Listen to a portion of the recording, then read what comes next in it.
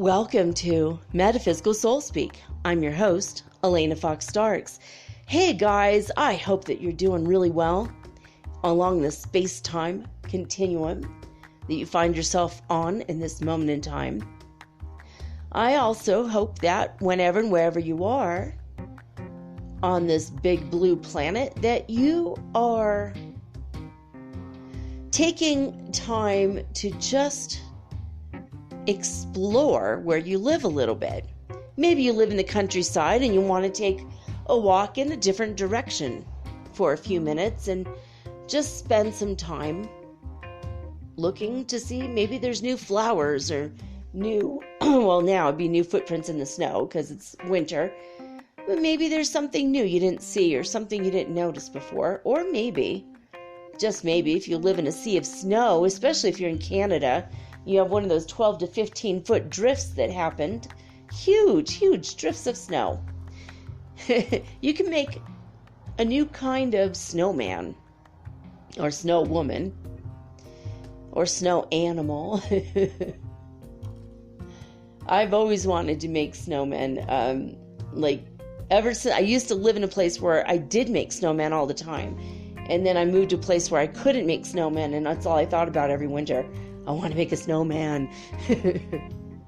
I have to find a way. I guess the only thing I could technically make here is like a mud man, and that's just not nearly as fun.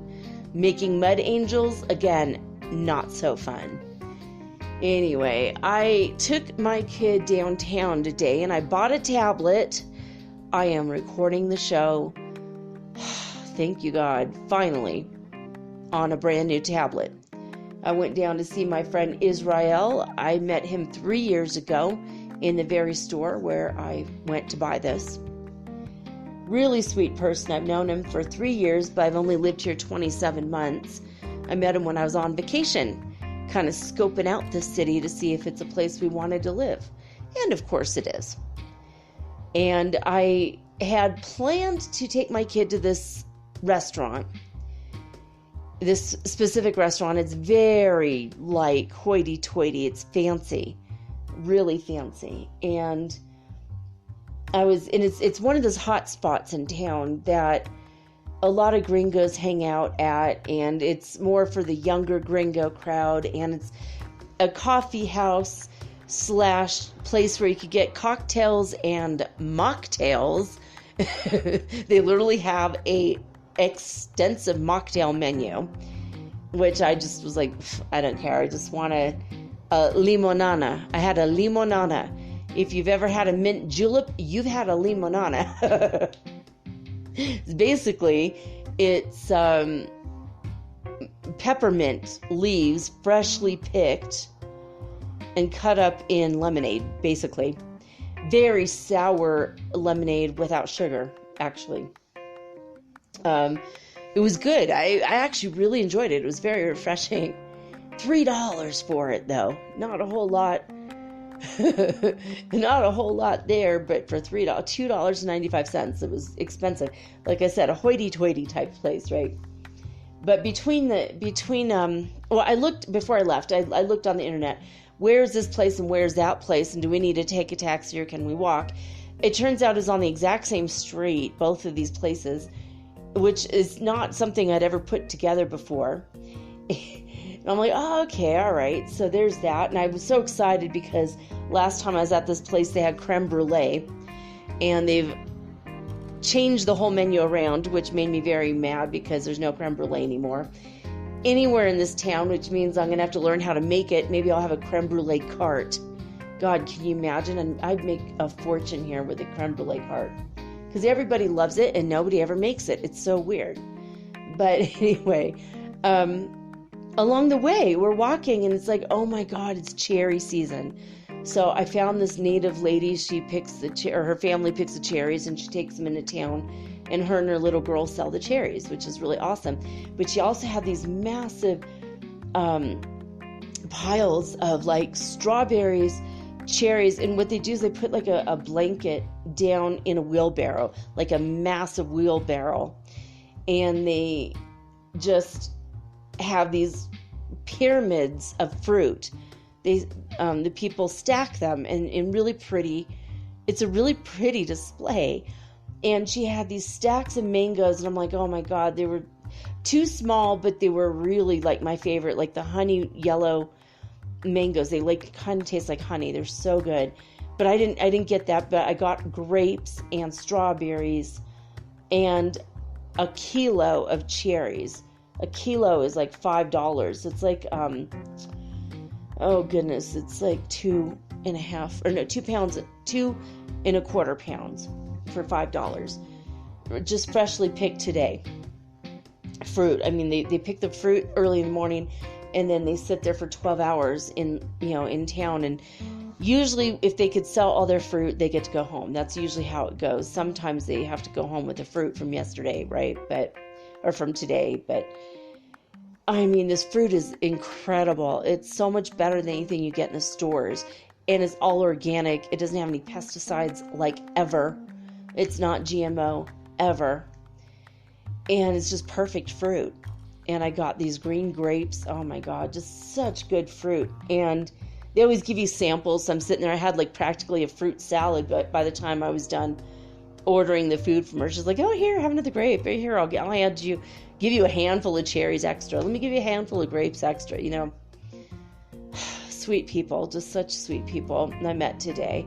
And so then we're walking down the street a little bit more, and then I met a guy who was missing a leg, and he told me that he got into a really bad car accident and lost his leg, and he's telling me the story about it. I'm like, that really, really sucks. I go, I know, I used to have my leg, but I was in an accident, and I had metal rods in my leg, and again, it was the same thing. It was like an accident, and it's like you're in pain for the rest of your life, and he's like, yeah, exactly. And I felt bad for him, though, because when you have a missing leg, you have that phantom leg syndrome. So, when you have, both your legs and one of your legs itches, you reach down and you itch that part of your leg, and then you're like, okay, cool. And the signal goes back up to your brain. No longer is there an itch. We're fine. Everything's fine. But when you have a phantom limb, because the aura of your body still is in the shape of that, right? And so you get like an itch on your leg. You reach down to scratch it and you can't. So the signal never gets satisfied in your brain. And people go crazy for this. People have gone crazy because of this. And I think there's medicine that you could take so that you can eliminate that phantom limb syndrome. But I felt sorry for him. And very sweet person, though. We talked for a while, and I told him, God bless you, and I'll pray for you and all that. And he was selling these 10 garbage bags for $1. The enormous kind that, you could put a lot of little bags in, garbage. Like the black garbage bags. It was a very weird thing, but I'm like, okay, for $1, hell, why not? So it's like I literally bought stuff all the way down the 5 blocks. Just, I bought all this fruit. I bought the it was just like ridiculous. I'm so grateful there was no people selling jewelry. I would have been there another 2 hours, but but it was just like one of those days. But I hope that if you have places in your town where you could just go and help people, interact with people, love them, like the guy's standing there without a leg, and he's just like selling, that's his livelihood, and I thought, well, why should I go spend it at a corporate store when I could just help this dude out? All right, sure, I'll buy your garbage bags. We just bought a bunch of garbage bags, so I mean, I won't even get to these for like 6 months, but okay, It's like, all right, he's a sweet person, and I helped him out. But so I hope that wherever you are, if you have a day like this where you're walking down the street and there's so many fascinating people and things, and you could help people out on the street. Especially like the jewelry makers, it's like they spend their whole day making these beautiful pieces of art that most people just go, whatever. And it's like, you don't understand. Like, if you go to like Target and you buy a $10 necklace, it's like, so what? The person helping you, what are they going to get out of that? 30 cents or something? They helped you for like 2 minutes. But if you gave $10 to someone on the street, and that's all they're doing is making jewelry all day long, if you just gave them a meal, right? Or maybe 2 meals, depending on where you live. But, so I hope that wherever you are, you go out there and, put some money in your pocket, put some 1s and some 5s and some 10s. Don't put a lot, don't put 50s and 100s in there, but just when you're walking down the street, just see what people have to offer. And is there anything there that you are meaning to buy anyway? You see a lady selling roses on the side of the street, maybe you're going to help her and her family eat tonight, versus going to a corporate store where, you help someone buy a candy bar or something. They're not going to make that much money from your effort. But when you see the entrepreneurs that they're just selling, they have their businesses literally, like if they don't sell jewelry, they don't eat. If they don't sell those fruits, they don't eat.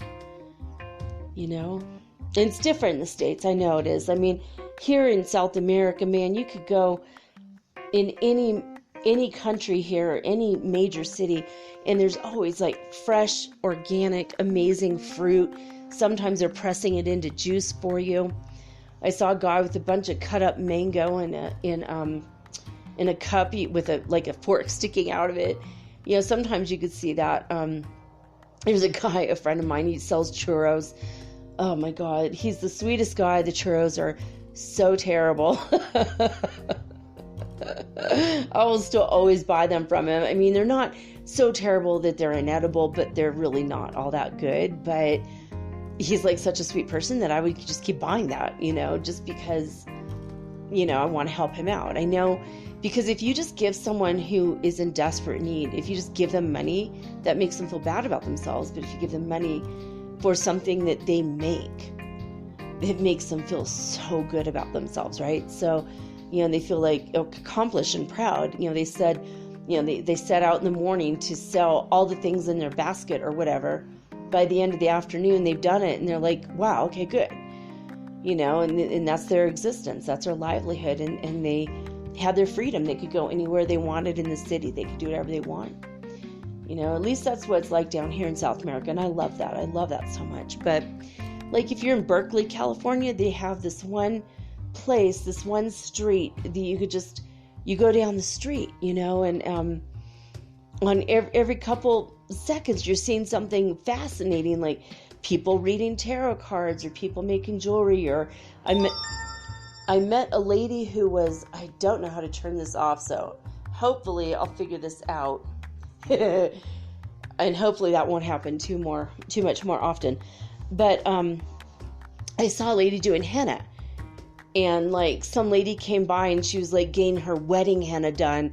Like her whole back was getting done. She's like wearing a bikini top. It was insane.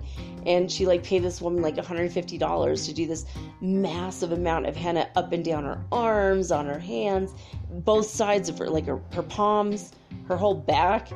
And you just, you put the henna on, you wait like, I don't know, an hour or something. Then you can take the flakes off and then the henna pattern remains like a tattoo, and it can last for weeks if you take good care of it.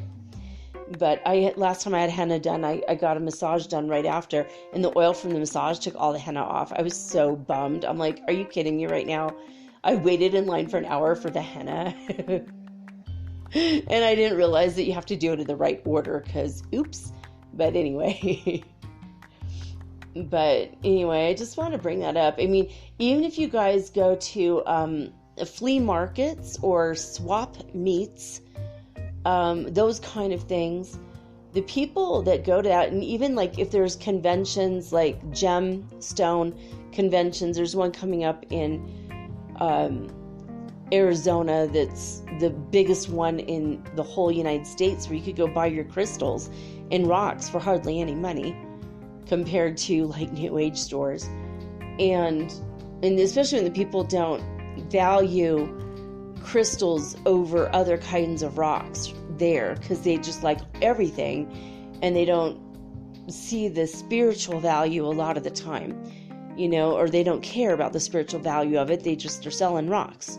Yeah, I found this pretty purple rock. You want to buy it? You know what I mean?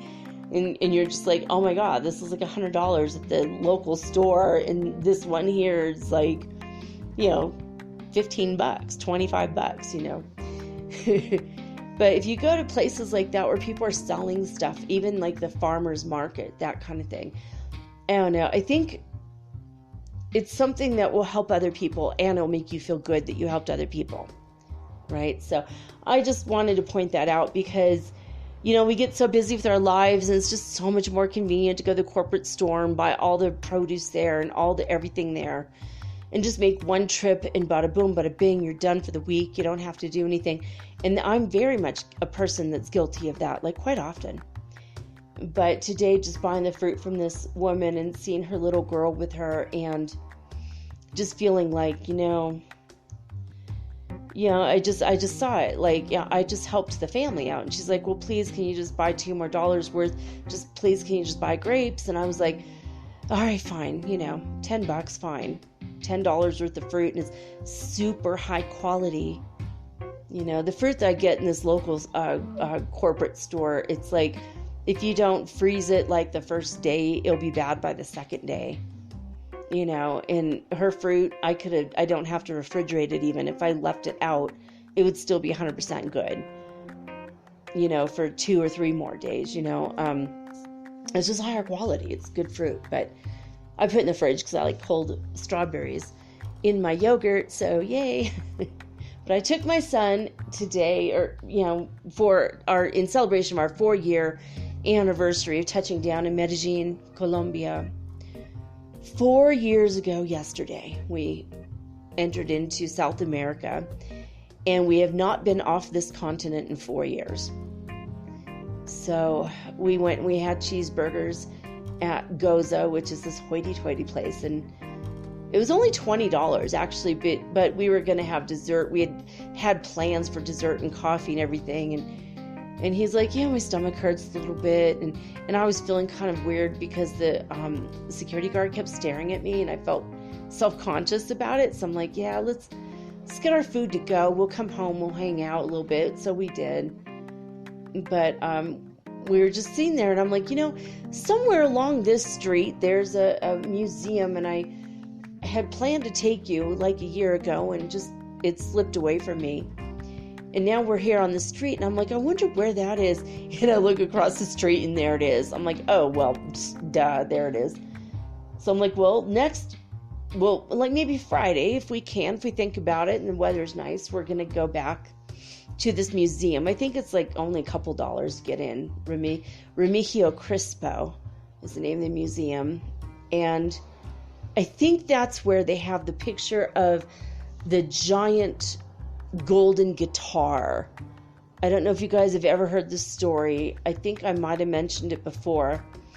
But this man found on his property this massively enormous guitar made from gold. Like they took like 20 men or something to lift this thing. It was like 15 feet tall or something. And it shows a picture of a man standing next to it. And if he was standing next to a real guitar, like a normal sized guitar, that would make him like 6 inches tall or something. So like imagine a normal guitar and imagine a 6-inch man standing next to that. Now imagine that 6-inch man is actually a 6-foot tall man, and then now how much bigger that guitar would be. And then it's like a rectangular instrument instead of like a guitar shape, and made from gold, solid gold.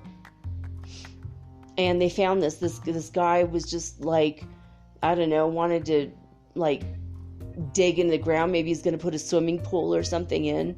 I don't know the story, but he was doing some kind of construction on his land, and they came across like these caverns. They went down into it, into the earth. and they found these massive guitars. It was just crazy. There's like 2 instruments that they found, and then they took all these pictures with it, and the U.S. Army, I think it's a Corps of Engineers, came all the way here to Ecuador, and they were somehow involved, and next thing you know, those gold guitars were missing. Someone stole them. And so the museum only has pictures of it, but if I remember, if I find those pictures, I'll take a picture of it and I'll put it up on my Instagram for you guys if I remember to do that. If otherwise, you could just go look up giant gold guitars from Ecuador. You'll see the picture. It's right on the internet right now. You just do a Google search for it. But there is, I don't know I think it might be the same guy or in the same area. This guy was on his land, this German dude, and he bought this huge piece of property, and same thing, he was just like digging, and then all of a sudden, holy crap, he found some bones, and they were huge, and they uncovered it, and there's this massive giant skeleton. So there's that. I want to go find this guy. He lives like 45 minutes from here in the jungle. I'm in the mountains, but when you go in one direction from where I live, it's only like 45 minutes to the jungle. It's like super fast to get there. But he's out there living there still with the giant bones. He didn't put him in a museum or anything. He just let him be. And I think he keeps them uncovered though. That'd be freaking weird. Oh, I'm going to go hang out with my giant bones, right? I don't know. I think I would do that because it would just be so insane. I think I'd try to telepath with the spirit who used to inhabit the body to ask more about it, you know? So if I ever do come across a giant skeleton, I will totally contact the spirit that used to inhabit the body, and I'll do a whole show on it. Because it's just so crazy, right? It's just some of the stories here. But someone told me that was a very interesting museum, so I'm hoping Friday I'll get to go with my son. You know, if he doesn't have plans with his friends. Because tomorrow we're going to have kind of a partially rainy day. And then the next day is Friday where it's sunny. And then all weekend long, on my 2 days off, it's scheduled to be rainstorms and thunder and lightning and massive rain. So whatever. I'm like, nah, forget it. We're not going to do it on the weekend. I don't like traveling here in the rain is hard because the taxis don't want to stop for you. And a lot of times they're already filled up. There's so many people that would normally walk for miles that it's time for taking, you know, the taxi. So the buses get full during the rain. But I don't like being out in the rain too much here because, I mean, you end up walking for an hour before you get a taxi. It's ridiculous. But anyway, I feel so free and open now that I have like my tablet, because it's like a giant cell phone. It literally, speaking of giants, it's like exactly like my cell phone, but it's the one that just won't even turn on anymore for 2 days now. It's exactly like that, but it's just like triple the size. So it doesn't look like a typical tablet when, you know, the tablets of yesteryear used to be so much bigger, and now this is so it's so small. It's only like a 7-inch screen, but it's pretty cool actually, and I'm glad I got it. And the guy that was helping me is very sweet and he's very good at technical stuff, and he was saying that my son's computer, what we thought was going to be like $150 to fix, it turns out he'll do it for only $20, and he knows what he's doing. He's really smart. So it was a good day. It was a nice day. I had a good day and helped out a lot of people. So overall, it was an excellent day, and I'm glad I got my tablet. But yeah, so I don't have to worry about that 30-minute mark coming up and cutting me off. I won't feel so rushed. We are going to go over some things we normally do, and then when I come back after the break, I'm going to channel, the Andromedans. I don't know what they are going to tell you guys, but they wanted to probably a New Year's message, something like that. I don't know. But they wanted to come and talk to you, so I'm going to do a little bit of a channeling in a little bit. So anyway, I went to spaceweather.com and thought, maybe there'd be some new information, but there wasn't too much. The only thing is that there were 21 fireballs seen over the United States today. According to NASA. I thought this was in the world, and I read this again, and this is only over the United States. I think I mentioned it like a week ago, and then I forgot. But 21 fireballs today. I mean, we're not talking bolides or asteroids or huge meteors, but these are like meteoroids, like small meteors. Anyway,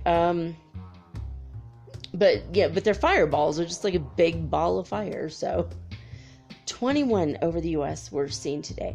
Now, the solar wind speed today is 362.5 kilometers per second, a little bit higher than yesterday, and the Ulu neutron counts are high.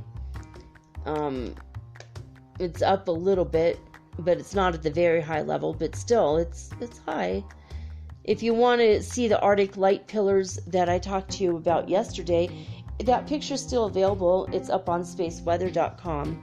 It's absolutely beautiful. Why So Serious 24D channel on YouTube used this picture as her latest message. So she swiped it off of spaceweather.com as if we weren't going to notice. Come on, Sarah. But if you haven't seen this picture, it's really worth taking, a few minutes out of your day to go look at, because it's really interesting.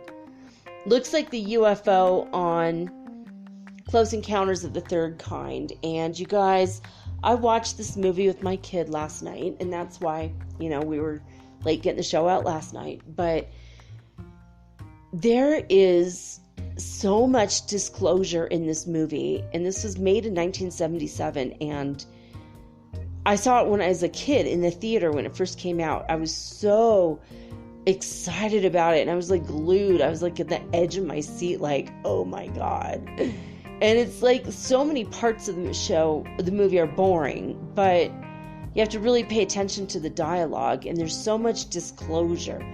And when they get to the Devil's Tower and they want to go over and see what's on the other side, and this woman's son has been abducted, and she thinks the ETs that took him might give him back.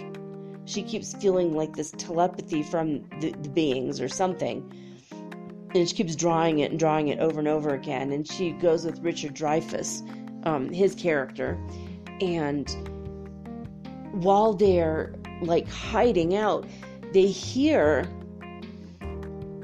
you could hear in the background the people saying on the dark side of the moon, and they're meaning the other side of the edge of the Devil's Tower.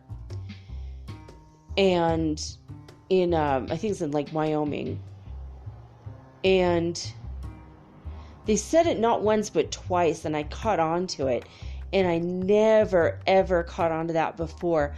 But now that I've been watching Cosmic Disclosure with Corey Good, and he's saying that there are moon bases on the dark side of the moon, and that's where all the ETs like conglomerate. They get together, and there's many ET races working together with the humans. So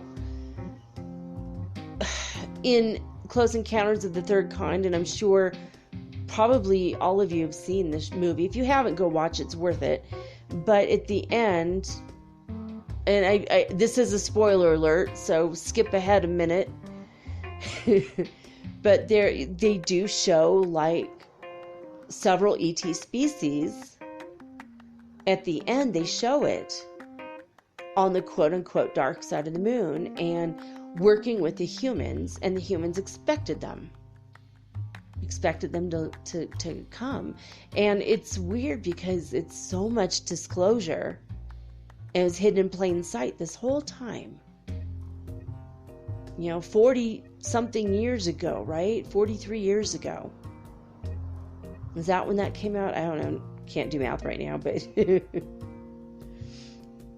50, yeah, it's like 43 years ago. Yeah.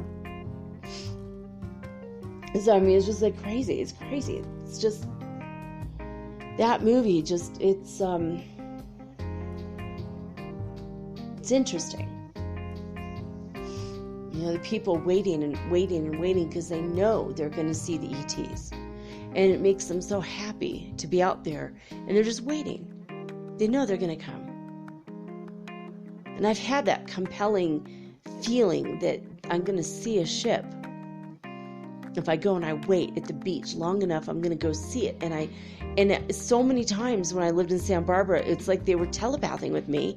And they would say, go there now. And I'd go and then I'd see the ship every time. One time it felt so close, I felt like I could throw a rock and hit it. It was so close to me. And I didn't have any missing time. They didn't take me, but I was just like in awe of it. Like, oh my God, there they are. That's incredible. You know, the ship, there's no way. And it was almost, it was going so slow. It was like a balloon or something, you know. But obviously it wasn't. There was a low humming and I saw the lights on it. It's crazy. So there's so much in that movie and there's so much disclosure in that movie if you know what to look for. So I'm just blown away. It just blew my mind. And my son and I were stunned and we were like, gosh, I didn't remember that part. I also didn't remember that part. And it shows what goes through the minds of people when something like this happens. And the biggest thing that happens to people is they want to deny. When they see a UFO, they immediately deny it.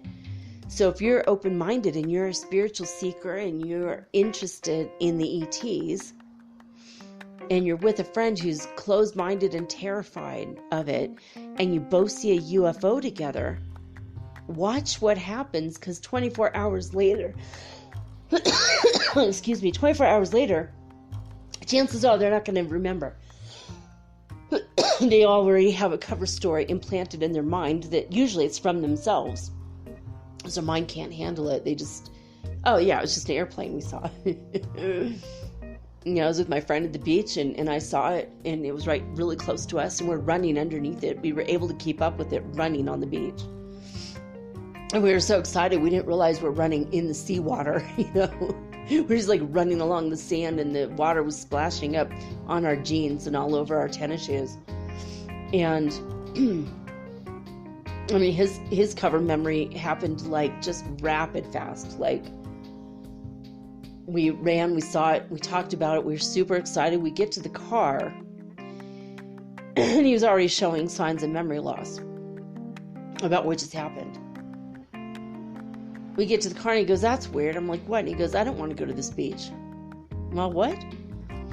He's like, yeah, when I called you earlier and said, let's go to this beach or go to the beach, I meant the other beach. I'm like, oh, weird.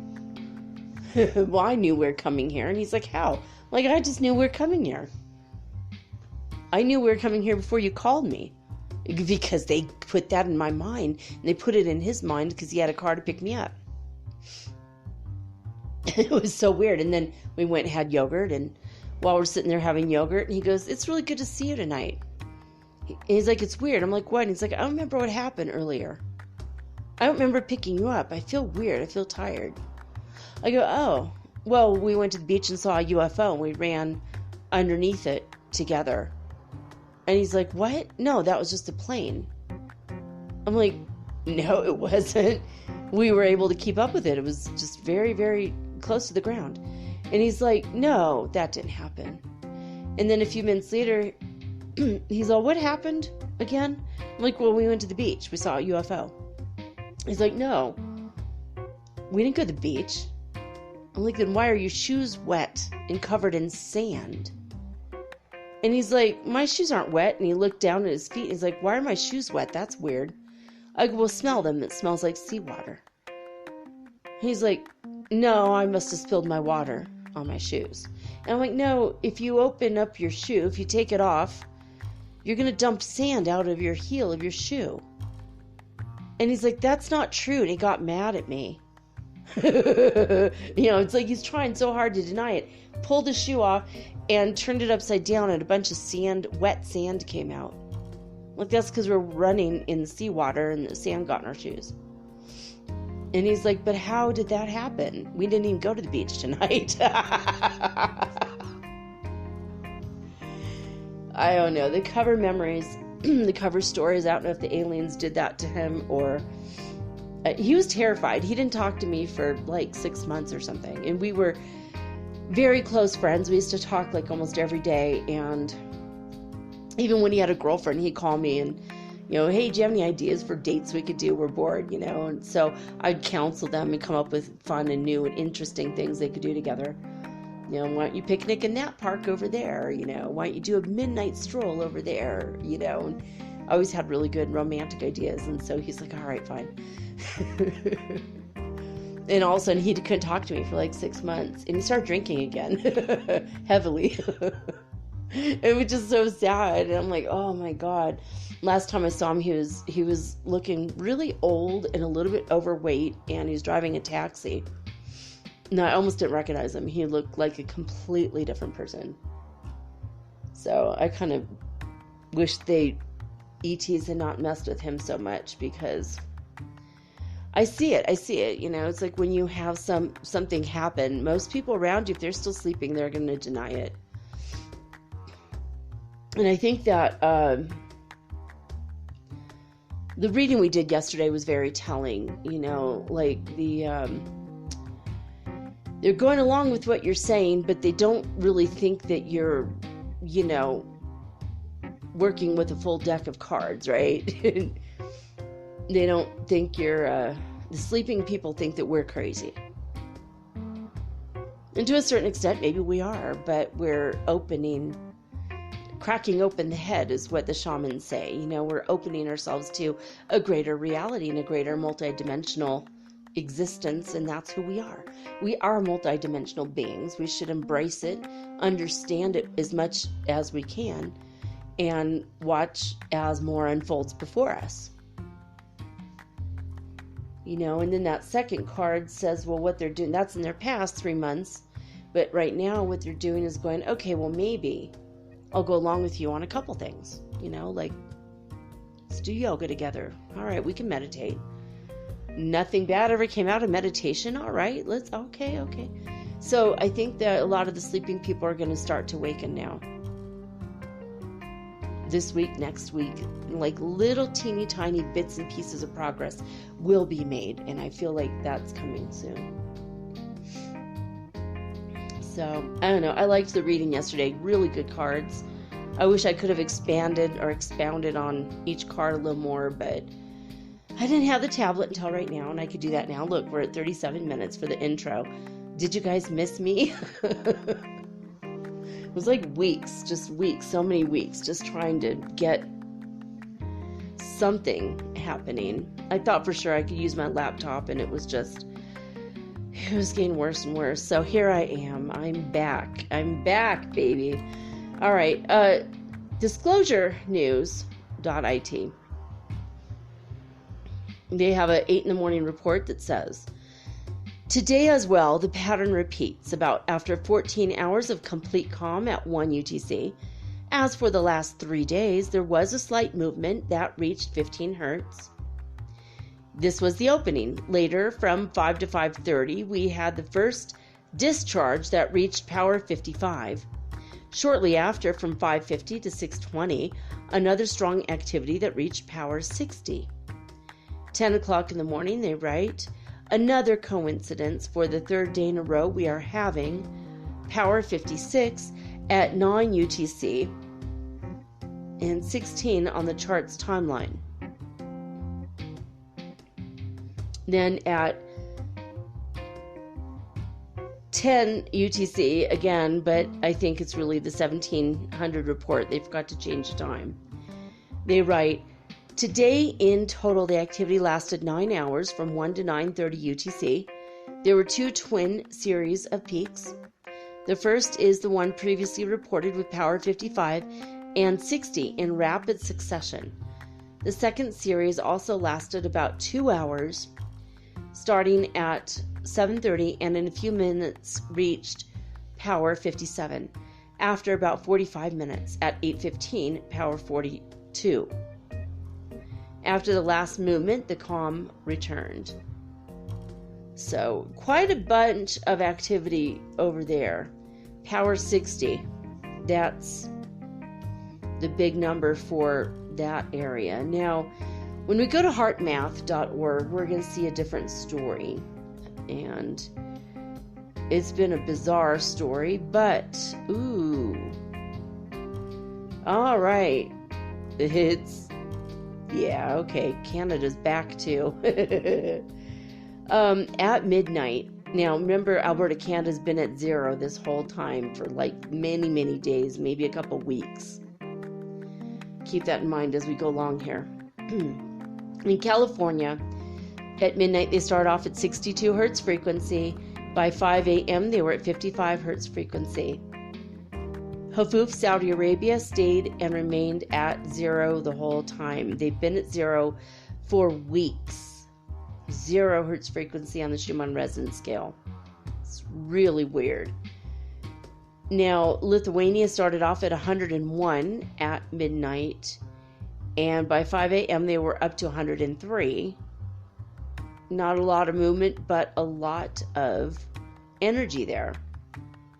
Now, Alberta, Canada, yesterday was at 0 all day long, and then right at midnight, the Schumann resonance hopped up to 1. 1. And then by 5 a.m., it was up to 17 in Alberta, Canada. So I see in Canada's future that the Schumann resonance is going to be quite a bit higher in the coming week. So Northland, New Zealand started off at 77, again a master number. That's where they were at yesterday. And that was at midnight, but by 5 a.m. they were down to 74 hertz frequency. And Hululu, South Africa, has been the ones out of control. It's the front runner for sure. On the Schumann resonance scale, they started off at 260 hertz frequency at midnight. And by 5 a.m. they were at 252 hertz frequency. So there you have it for that. In A Course in Miracles, we are on lesson 217. And we can find the Foundation for Inner Peace at acim.org, or you could go ahead and get an app. They're free for A Course in Miracles. This is still a review, and so lesson 217 starts off with the review energy frequency, which starts off with these sentences. I am not a body, I am free, for I am still as God created me. And today's thought is taken from lesson 197. It can be but my gratitude I earn. It can be but my gratitude I earn. Who should give thanks for my salvation but myself? And how but through salvation can I find the self to whom my thanks are due? I am not a body, I am free, for I am still as God created me. All right, guys, I'm going to take a quick break. When I come back, we are going to hear from the Andromedans, and I'm already connected to them. And as I get closer and closer to the end of the intro, I am starting to burn up more and more with energy. I'm feeling so hot right now. Absolutely hot, and I'm starting to sweat because I know any moment. I mean, I'm already connected to them, but when I start channeling them, I feel like this one's going to be all filled with energy.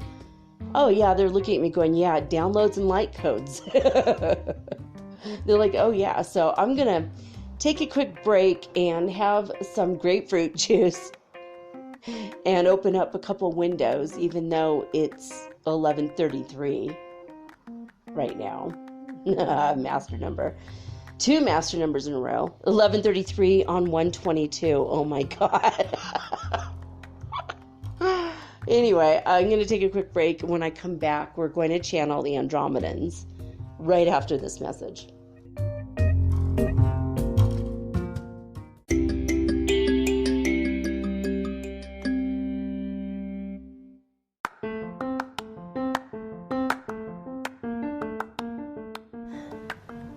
If you haven't heard about Anchor, it's high time you did. It is the absolute easiest way to make a podcast. First of all, it's absolutely free. Second of all, they have creation tools that allow you to record and edit your podcast right from your phone or your computer. You guys have known that I've been doing this for 8 months using the Anchor.fm app right on my cell phone, and I have done it everywhere, right? I have recorded this in my living room, my bedroom, little cafes in Quito, Ecuador, all over Cuenca. It's so absolutely easy to make your podcast, and editing is just a snap. Anchor also will distribute your podcast for you, and it took me about 2.5 months to become syndicated, and now I'm available on Spotify, Apple Podcast, and many more, and so can you. You can make money from your podcast also, and there's no minimum requirement. You get paid from your very first listener. It is everything that you need to make a podcast all in one place. So please, if you are interested in making a podcast of your very own, do not hesitate to start with Anchor. Download the free Anchor app or go to anchor.fm to get started today.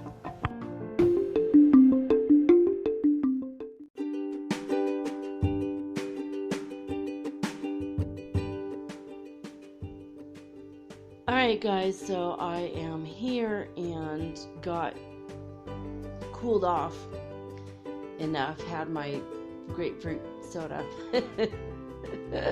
Oh my gosh. I'm connected to the Andromedan 5, and these are people that came, and while I was asleep, they came and got my astral body. They said, would you like to go to our world, and we'll bring you back tonight, but we're going to show you some things about how we live. And this was years and years ago. My kids were pretty little. It was about maybe 15, 16 years ago. And I said, sure, why not? I was asleep, but it was like in my dream, right? And it was a very lucid dream. They said, all right, well, let's go. So I went to their world on their spaceship, and I'm not going to go into the details because I did a whole show on this last year. But I lived with them for 20 years, and they sent me back.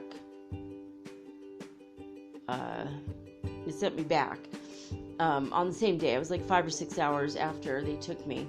So I fell asleep around midnight, and I woke up about 5:30 in the morning, and I was like really confused about where I was.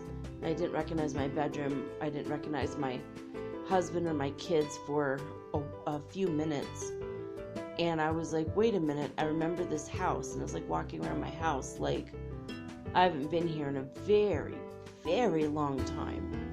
It was a very strange feeling. You know, imagine that you have a husband and kids and they're little, and you just suddenly go live somewhere else for 20 years, and you come back and your kids are still little, or nothing's changed. It's really confusing. It was a very strange night, but I grew to love these people. They're my friends now. And they're here with me.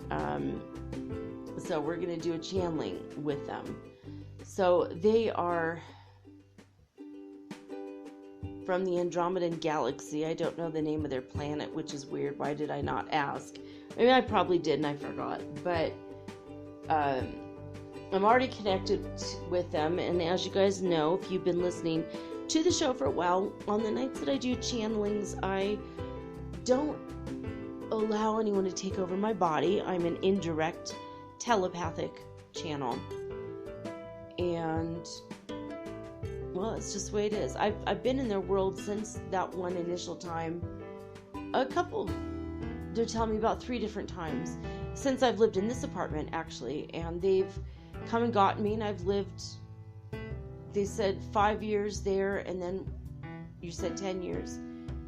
And another one, there's more closer to like 15 or 20 years, I think. So I've lived a long time with them, and they can send me back to where they got me from, but also back in time, which is cool. You know, so I go and live their world, and I don't know, their time I think is different than ours a little bit, but they've got this amazing technology, and they're very intelligent, and they're very loving, and they have a high vibrational society.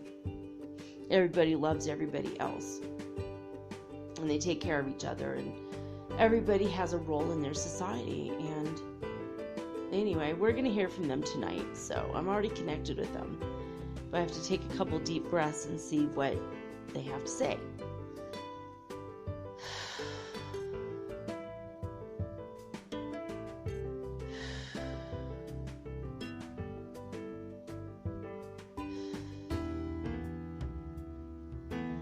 Alright, Andromedan 5, are you here? Muscle testing says yes.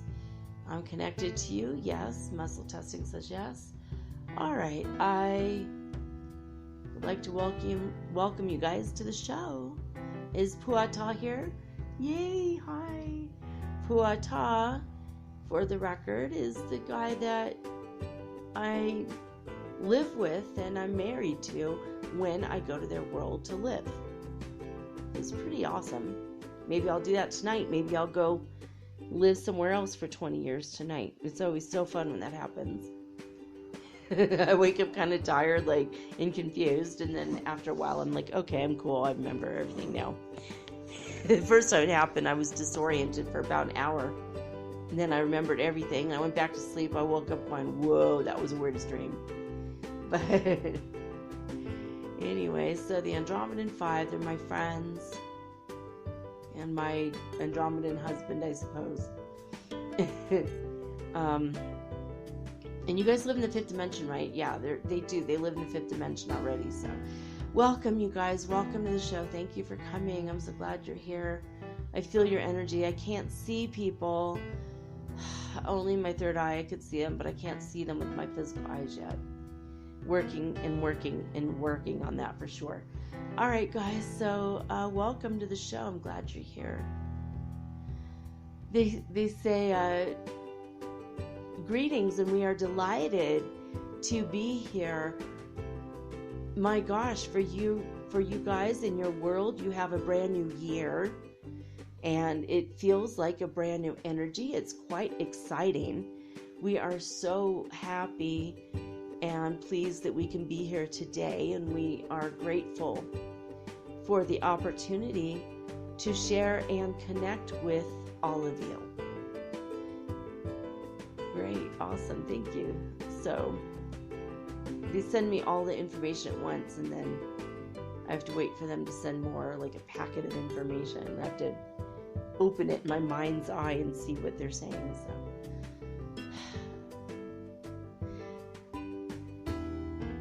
we are here always just to offer our love and our support through what you are going through right now as your ascension. This is also a point of interest to us because this is not how our people have, it's not a thing that our people have gone through. Oh, nice. So they said we were always in the 5th dimension. We were born here, born in the 5th. We were here. Our world has never been of a more density, basically. They mean like 3rd dimension and, lower. They say, some people say a higher density. It seems like the word higher means more, like there's more mass, and it's actually less mass because it's a higher vibration. And so it's a higher dimension. So, all right, so go ahead, guys.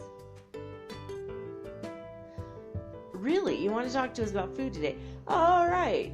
Well, that's cool. They said, we are here to talk to you guys about food. Food today. We have flatbreads that we eat that are what you would call artisanal. For us, it's just our everyday, daily way. It's what we eat in the morning. We eat like flatbreads and small fruits, and we have fruits that are dried fruit, and we sometimes are very small, but sometimes we'll cut them and we'll put them on the bread, and we will heat it in our oven. And it's a very simple meal, but it's something that we eat pretty much every day. And then we have our hot beverage. We see that you have hot beverages in your world as well.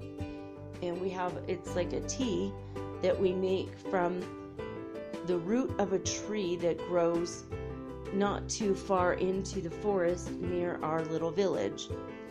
And it's very, very good. And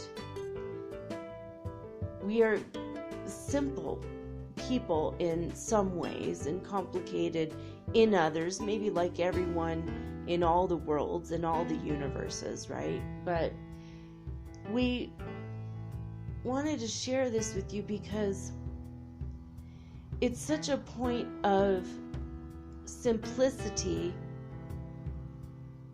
and it's so nostalgic and so filled with love.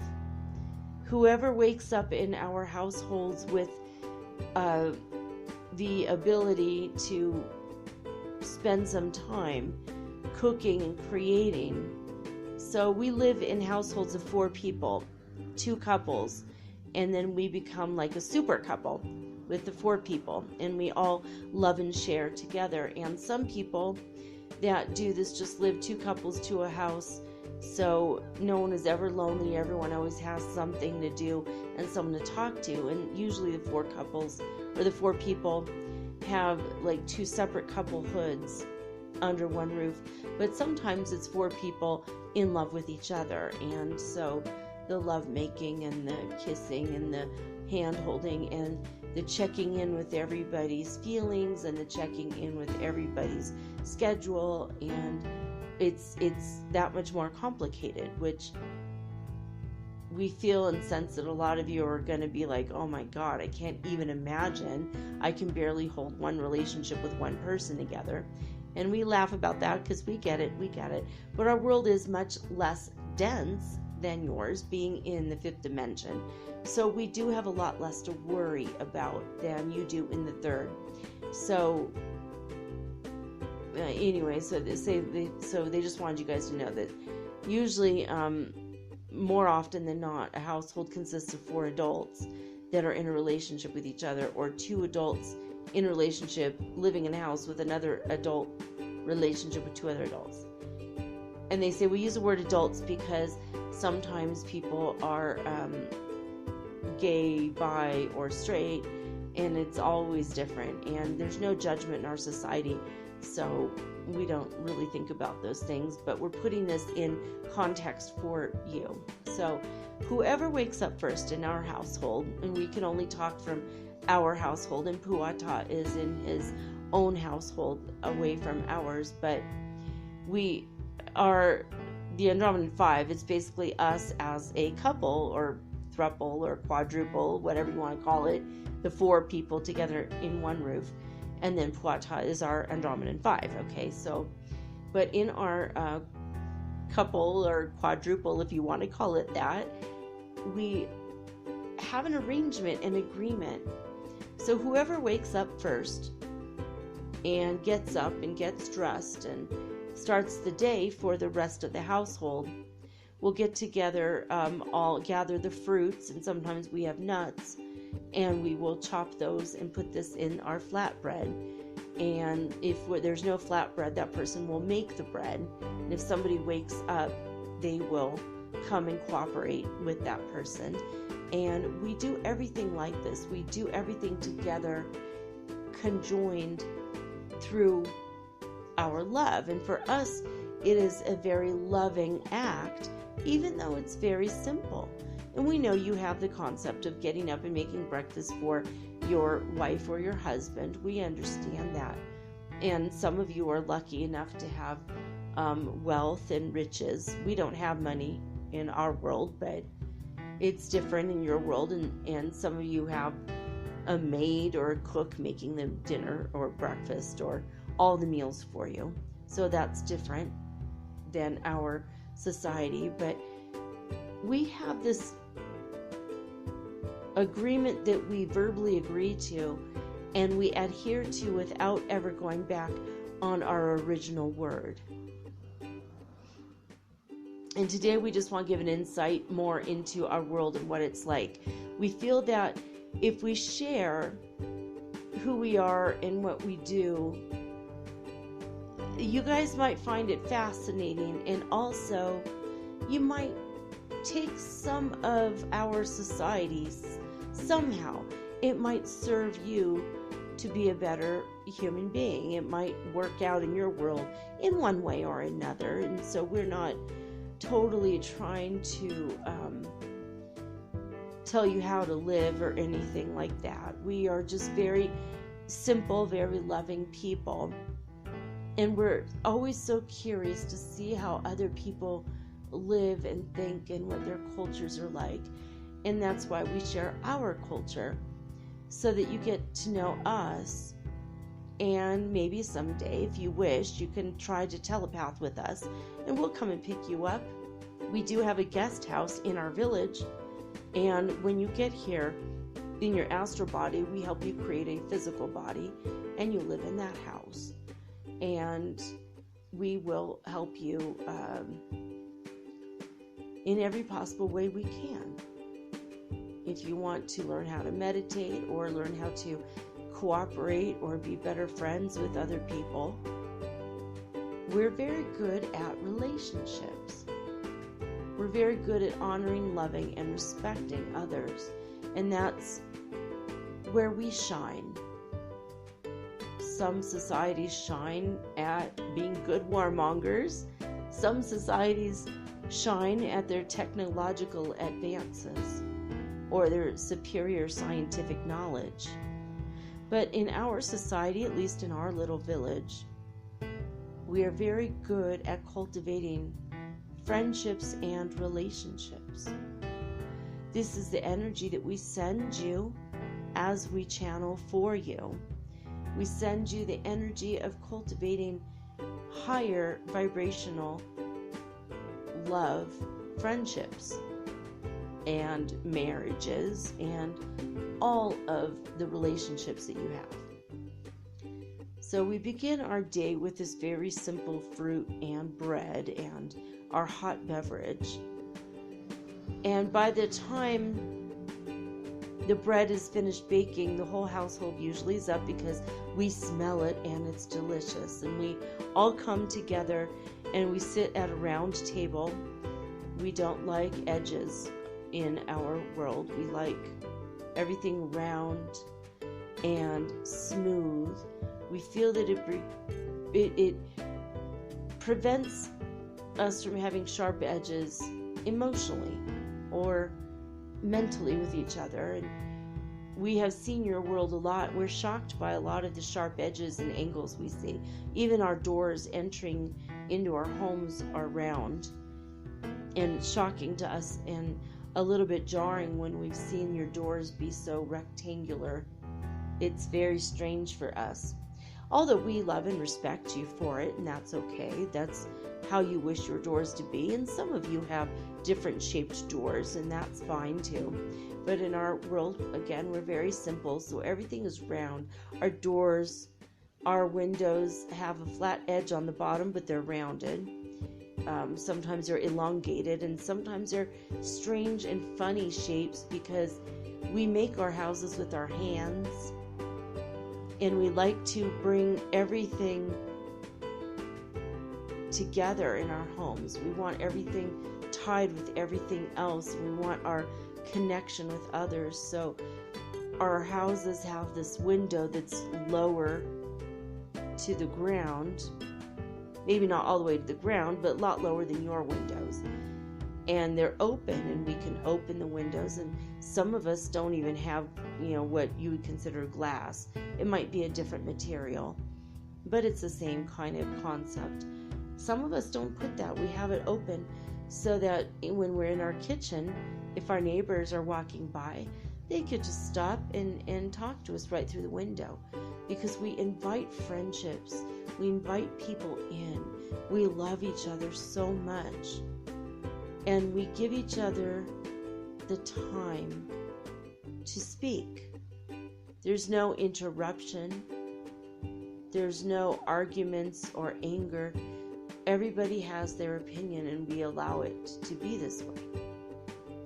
That's another reason that we want to come and talk to you, because we understand that we see the wars on your world. We've studied your world extensively, and we see arguments that happen in households too. And we're not saying that we're perfect or that we're saints or, that we're better. We have an energy field around us, just like you do. And it's sensitive. We have developed it to be sensitive to the other people in our household. So if one person is starting to feel upset, the other three will go to their side immediately to rectify the situation, because we don't want it to become a festering problem. We want everything to be better for that person, that individual. We want them to achieve harmony and balance immediately. There's no reason not to. We want them to be happy. We love them. And this is regardless if a foursome is a couple of, or in a relationship physically or romantically, all four people involved together, or whether it's two couples just living in the same house. In the couples, we marry each other in a ceremony. So you can't we don't have it where you can have a couple move in, and if you don't like them, they have to move out and you get a new couple move in. We're not like that. We get to know everybody very thoroughly in our village. Everybody knows everybody, like we are all each other's best friend. And when our couple marries us, they're married. They can't move out. It's a very extensive process, and in the history of our village, you guys are saying 11,000 years old? Their village is 11,000 years old. It's only happened twice with a divorce, which what you would call a divorce. We don't call it that. We just call it like, I guess you have binding ceremonies. An unbinding ceremony would be the closest thing you have in your world. It's only happened 2 times in the history of our village in 11,000 years. And it was happening because of the vibratory rate of one of the beings, one of the people, it was too high. And it affected the other couple, one of the persons in the other couple. And they couldn't live together. And it wasn't because they didn't love each other. It was because something happened in the vibrations of the people, and they became incompatible. And this isn't something that happens often. In fact, it was a very rare case. And then the other case, what was the other case, guys? The other case was that it was a younger couple that married an older couple because they were all very close friends. And when one of the persons of the older couple got very, very sick and they were dying, the younger couple, it made them depressed the whole time. It was very, very sad, and they didn't really know what to do. And the older couple had chosen to experience a long, drawn-out illness, and they were very psychically aware. With their creator, they were telepathing, and they knew this was a path that they chose. But the younger couple, they didn't understand why would someone choose not to just fall asleep and pass in their sleep. And they wanted to try something new, and they didn't agree, and they didn't see eye to eye on this. This is like 9,000 years ago. But these couples, they decided not to live together anymore, and they didn't do the unbinding ceremony. And when man died, the older man died, they were with him during that time and during the death process. But they were very sad about it. They couldn't, and they were there with the woman, and as she died, they were with her too, but they had to live in a different house. But they came over every day and took care of her in the afternoon. And these are very famous stories in our village because it only ever happened twice. Everyone else has been able to work everything else out. But we have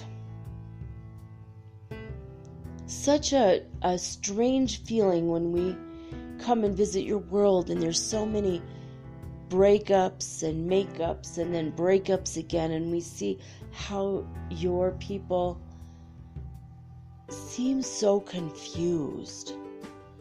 There seems to be such a confusion as to why you got together in the first place and what made you fall in love, and then you become confused about why you're falling out of love and why you're not working it out.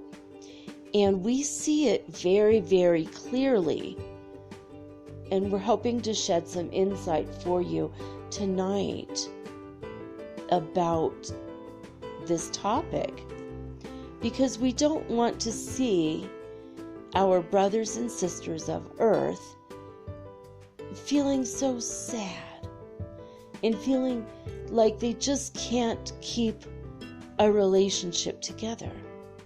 Now, we don't know all the reasons why humans pick each other, but we have seen several things. We've made several observations. A lot of you will make a snap judgment based on the looks of another person.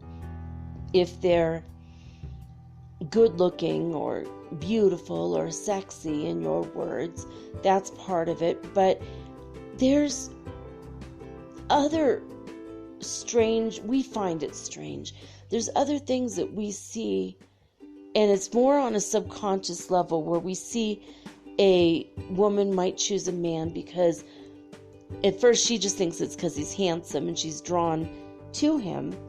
But we see that women will pick, and this is in the heterosexual part, it's not always the case with gay people are different, and every individual is different. We're not trying to say anything about that, but this is our example. We saw this happen where a woman picked a man because he was tall and he had muscles, and she thought, he can protect me from all the evils of the world. He can be almost like a bodyguard for me, or a protector. And so her reason for being with him wasn't because she got to know his personality and fell in love. It's because she thought he could protect me. And he was drawn to her because she was very beautiful, and he liked the shape of her body. She was, as you guys say, shapely.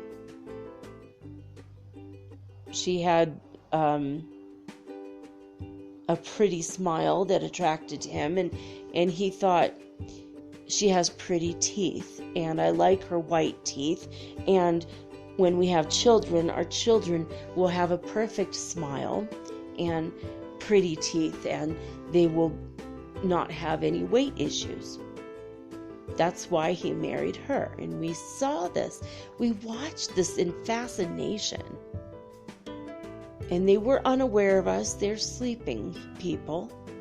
And this is the reasons that they got together. Now, when they told the story to their friends, they told the story as if They had met and they were attracted to each other, and they had laughs and they had things in common, and they liked the same kinds of movies and activities, and they both liked to go camping and whatever activity that they liked. And so to tell the story to all the other people in their world, in their neighborhood and families and friends, they said that they gradually fell in love with each other. And they ended up having children, and they ended up going on in this world together. And then they matured a little after the kids were in their teenage years. And as this couple matured, the man got a little less capable physically, and he started to falter a little bit. He had an injury, and he changed the shape of his body through his inaction and inability to keep up with what he used to before. And well, she got a chipped tooth. And we watched this couple, and everything fell apart. Now, to hear them tell it, it was a whole different ball game, as you say in your world. The man found the woman's smile to not be attractive anymore, and he had an affair. And so to hear her tell it, he cheated on me and he left me. And she got her tooth fixed, but he couldn't get the image out of his mind that she is broken, her teeth are broken. And it broke their bond. But this is on a subconscious level. But we could see how people think and feel for each other, and why they think and feel for each other. And we could see where it goes wrong. And we wanted to talk to you tonight about this because we want you to raise your awareness to a level that you understand your subconscious patterns and longings and desires and where they come from. Because when we watch this couple, the man grew up in a family where his mother had bad teeth. They were disheveled in her mouth in a way that they were quite crooked and unattractive. And she was significantly overweight. So he wanted the opposite of his mother physically, and he got it until she cracked a tooth, and then he started to reject her because he had rejected his own mother. And it's all very subconscious. And then we saw in her, with his body being physically strong, her father was her hero and died when she was a teenager. And he was very physically strong and always protected her. But when he died, when she was at such a tender and very significant age, she felt unprotected, and she always wanted to replace her father with somebody who would always be there for her. But when her husband started to falter a little bit and his body shape changed and he was not able to provide that physical roughness or that raw magnetism in his body because he wasn't muscular anymore, it made her remember what happened to her father, and it made her shrink away from him, and she became emotionally closed off, and she sequestered herself away from him, and he felt unloved and rejected, and he ended up finding someone who would love him for his mind. And when we saw the new love interest, we saw that their energy lined up in every possible way. It wasn't a situation where they were attracted to the brokenness inside of them. And the solution to that was another person. And we notice that this happens so often in your world, and it seems shallow on the surface, but there's always a deeper meaning. So when we say she's attracted to him for his muscles, that sounds shallow to you. And we're sure several of you have had a little bit of a a little bit of a judgment energy about that. But when we told you the rest of the story, we feel that you're going to have a lot more love and compassion. And we see when people get together for the wrong reasons, they're trying to fix something in their past, so that's the person they choose in their present. And when they grow together in the relationship, they fix that part of their past, or they don't. But they do mature a little bit, and as they start to get a little bit over that, then in the future it's not going to work out. So we want you to be aware of your relationships and yourself and see how you line up with your potential love interest. If the person is constantly wanting to do everything to do with sports, like watching and playing sports and going out on the weekends and playing games with his friends, and you're a person, we'll give you a gay example, so you're a gay man, and and your thing is staying home and baking, or maybe your thing is going to your book clubs or going to the movies, and you're rather a passive individual, it might not work out. But you have to go past all of that, and even if you are opposites, it might work out. But we look at ourselves in our world, and we see our aura. We see the colors in our aura, and we see how the colors blend. And you have a saying in your world that we found funny. We joke about this sometimes. You have that baggie where it's yellow and it's blue, and when the bag is sealed, it's green, right? So yellow and blue make green. And we laughed about that because that's how we judge the person that's right for us. We go inside and we look with our psychic eye, and we look into their aura. That's only one point. We look at their chakras, we look at their astrology, we look at how they were raised and where they were feeling a little bit inadequate. And before we have a commitment, we become friends, and we help them to become whole people without being in a relationship first. And we do this as grade schoolers. We do this as little children.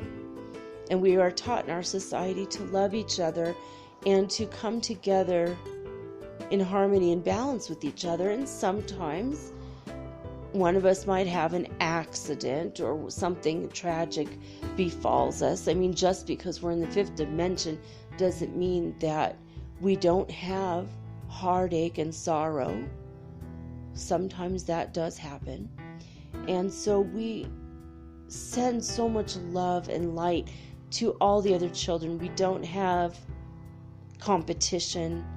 We don't have the duality in our world. We are grateful for that. And so we help each other through everything. If somebody gets a cut on their leg, we will give them a Band-Aid. We will give them love. We will hug them. We will talk to them about how that made them feel if they are particularly upset about it. And we will talk about how to prevent that in the future. But we will also heal their energy. Because anytime you get even a little paper cut, you have like a little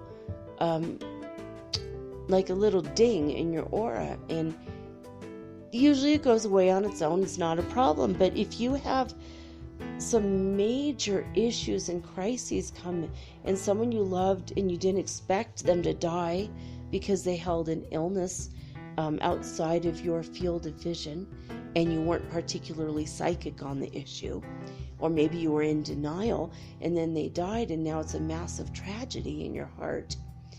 In our world, we would be able to see that right away because we are highly developed and trained. We could see with a higher vision. In your world, we've heard it called the third eye or quantum vision. We have the same thing. So we could tell you have a saying in your world a mile away. We could see a mile away when someone is hurting. Sometimes we've had healing ceremonies where the people in our village that are the most hurt and are having a hard time getting through it, we will put them in the center of a circle, and we will put pillows and blankets and all sorts of fun, warm, cuddly things. We will have our animals, our pets, and they'll all come and gather in a circle around them. And then the people of the village will circle around them, and we just sit and we give them love. We will sometimes have a fire and to keep warm if it's cold out, and we will have like food. Sometimes we have music or an orator, somebody will come and speak. And sometimes they'll act out our fictional stories, and we entertain the person and we love the person and we energetically heal them until they are able to heal the rest. And that's how we live our lives. Every day we help each other in every way, from the littlest point of making food and drink in the morning to healing everyone in our village. And all the villages, all of the places in our world, we like what you would call continents or countries or provinces or states or whatever. We have a different system, but everywhere on our planet is the same. We love each other. We always love each other. And we love our planet. And we spend a great deal of our time loving. Energetically, we look into other people and we love them until the parts that aren't quite right become right again. That's our gift. That's our gift, and that's who we are. So anybody who wishes to come to our world, try to telepath with us, meditate, ask us. You could even say the Andromedan 5. And if we are busy, we will get other people from our village to come and get you. But someone will come and get you, and you can come and learn our ways, especially if you are a healer or if you wish to be,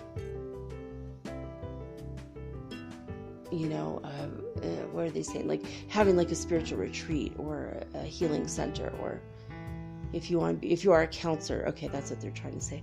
So if you are a counselor, we are more than happy to help you become a better one and to have a higher vibrational spiritual compassion. A lot of you have compassion, but then you go into sympathy and then you cry for the person, and that doesn't help the person. And you have empathy and you feel in your own body and you feel incapacitated, also doesn't help the person. Having a higher vibratory spiritual compassion helps the person or the family or the village or the town that needs your help. So we look at the energy of people and of their animals, because sometimes their animals will show a little flaw in the aura when the animal took on the energy of the human. We'll say human because that's what you guys say, but of the individual or the being, we say Andromedan. But if you wish to come and study with us, we'll teach you all of this, how to do it.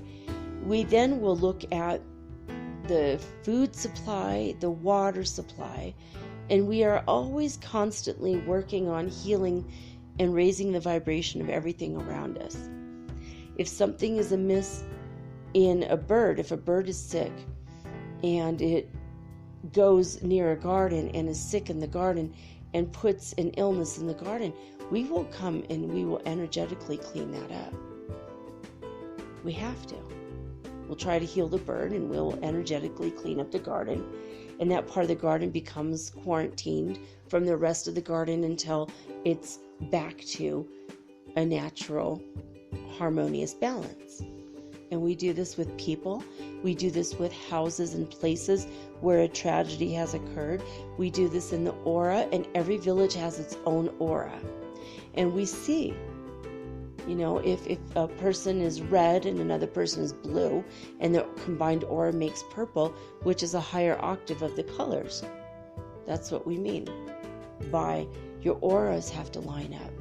And other things you have to line up, and your core belief systems and values, and who you are at the core of yourself.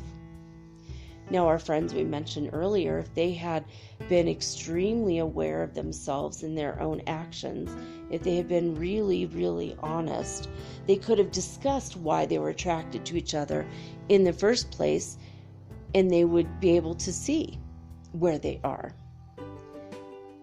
But when the person who is having a red aura and the other person has a yellow aura, and then they come together and combine to make an orange aura, the yellow person is dragged down in energy and vibration. And that's not good. And the person who is in the, whose vibration is raised up is happy. We have one person happy and one person not so happy. So that's only one point. That's only one point that we look at. And in the case of a yellow and a blue aura making a green aura, that's like the heart chakra aura. But that person might feel stifled. The blue person might feel stifled and unable to speak all the time. But being in the heart, that one might work out, see? But we look at that, and we look at lines and strings and energetic pulls and ties that people have, and at what point of their body are they making these connections? If one person is thinking about sexuality constantly, the lines and connections they make to the person will be always on the lower chakra level. And if the other person is intellectual and they're always thinking future thoughts intellectually, they will put lines from their head to the other person. We see these things clearly, but those kind of connections will never work out. Eventually, the mentally focused person will feel disgusted by the sexually focused person, and the sexually focused person will feel like they won't feel inferior, but they'll feel like the other person sees them as inferior because they're sexually oriented versus mentally oriented. So we would love to teach you guys more and more of this. And we must go now, but we'll come back again on another day and teach you more and more of how this works. But we want to bring this up to you so that you could start seeing the patterns. You see the patterns in yourself and in the people that you have relationships with. And when you look back on the ones that did not work out, you're going to start to understand why it didn't energetically work out and why it was doomed from the start. And what we find is when two people have blue auras, they're going to make a deeper octave of blue. And if they have a loving, open relationship, white will come. Or two people that have a green aura, or even two people with a red aura, the white energy will come. And when we see that, we know that couple's destined to be together forever. And because we all have it highly developed, that's why so many people get together and they work out in our world. So we wanted to bring this up to you because now that you have an awareness, you're going to start noticing more about yourselves and others and all the people around you. You'll even see couples who didn't work out and you're going to go, oh, I see that now. she was way more sexual, and her wife was more intellectual. Interesting. You're going to start to see these connections. You're going to start to see. And I mean, scientists can get together with artists because they might have the same aura. They might have the same energetic lines to each other. Maybe they connect at a heart level. And they both have a yellow aura. And that's what's going to work out. So that's only a couple ways that we can tell. And that's why we are so compatible and so loving, and we wake up and we make breakfast for each other, and our households are very peaceful and harmonious. And our villages are so wonderful to visit because it is so deeply peaceful, especially to earthlings. We see how we've had many people in our lifetimes. We've had, are you saying 27? We've had 27 people stay in the house next door to ours and watch our ways and learn from us. And many of them don't remember. 13 of them don't have any clue that they came to live in our world. They don't remember the dream, but they brought the energy of that back. And they're all fine counselors now and spiritual retreat leaders, and I think they're saying maybe like a forest ranger. They didn't know it was called. Someone who watches the forest, like a forest ranger, actually came and lived with them and used their information about being in harmony with nature to bring a greater energy and quality to his work, into the land, the nature around him. Very interesting, guys. They said, well, we have to go now. That's all we have to say about that. But we just wanted you to think in a different way. When you're attracted to someone, stop, take a step back, look at the person on all the other energetic levels, and see if, and then reflect it back inside to see if it's something that was broken in your childhood that you forgot to fix, or you stuffed way down deep and you weren't gonna look at it ever again, and then you forgot about it. And if that person fulfills the need of that thing, because you are all mirrors for each other, then you're gonna know it's not gonna work out as a relationship, but you can silently, spiritually thank them for coming and pointing out something that you forgot to fix, and you can begin to fix it now.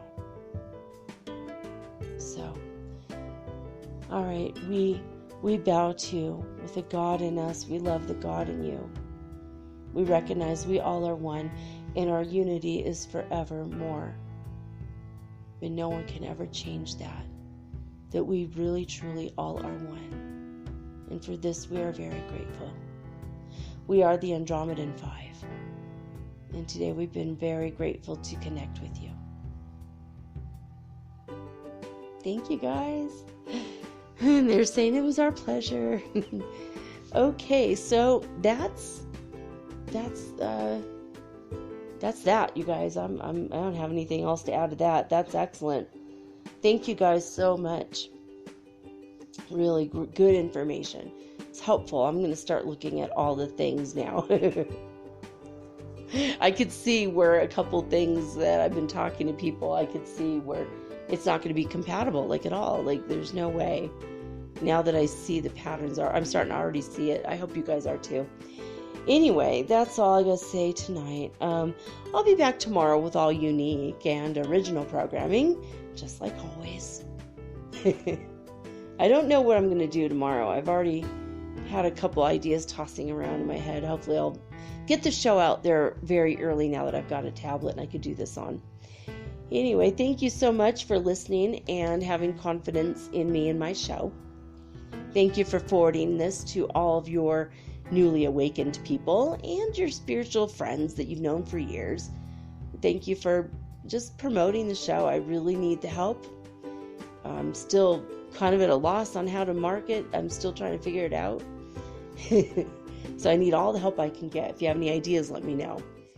And now I will be able to start contacting these people that wanted to do shows with me. Next week, maybe we'll have our first guest of the year. Won't that be nice?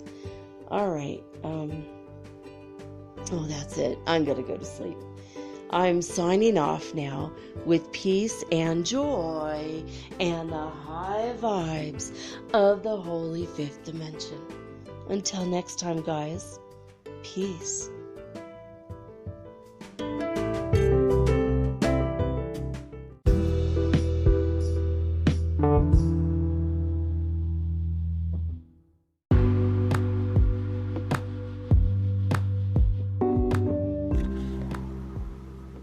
Metaphysical Soul Speak is run on sponsors and listener support. This means listeners like you. If you are so inclined to support my efforts and my little podcast, please visit me at anchor.fm/metaphysical and pledge an amount of your choosing today. Thank you.